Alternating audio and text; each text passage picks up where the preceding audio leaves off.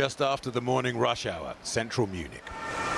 Scenes that pour fuel on Germany's political disputes over immigration, with the far right soaring in the polls, ahead of the most significant general election since reunification. A child's pram and a shoe lie crushed in the street.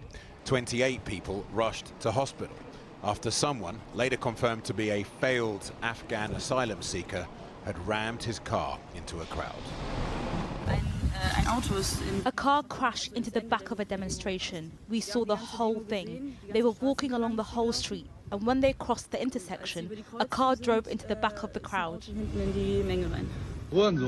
As an arrest video emerged, the German Chancellor was forced to comment on the divisive issue currently haunting German politics. The alleged attacker, who'd come to Germany as an unaccompanied minor, reportedly had his asylum application rejected nearly a decade ago. So why was he still in the country? This perpetrator cannot count on any leniency. He must be punished and he must leave the country. He'd also reportedly been in trouble with the police for drugs and theft, but whether he was operating alone or part of a group isn't yet known. At the moment, we can neither rule out nor confirm other perpetrators. There are no leads at the moment. The background is currently being investigated. There have been several lethal attacks by newcomers to Germany in the last few years. 6 died when a Saudi man drove into a Christmas market in Magdeburg. He turned out to be a far-right anti-Islam activist who'd renounced his faith. Still, Germany's insurgent far-right party, the AfD, say these acts of extreme violence are precisely why their controversial policy of re-migration is so popular.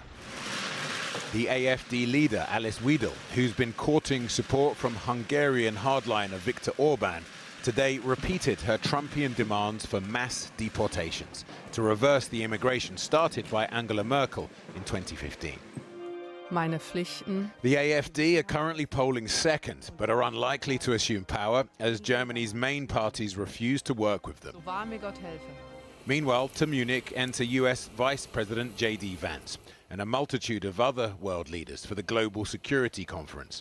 On the agenda, Russia, the Middle East, and much more. But today's carnage provokes more immediate questions, for it also emerged this afternoon that police had foiled an attempted bomb attack on an asylum shelter near Dresden by someone described as a German national. How will today's events affect the election in 10 days' time?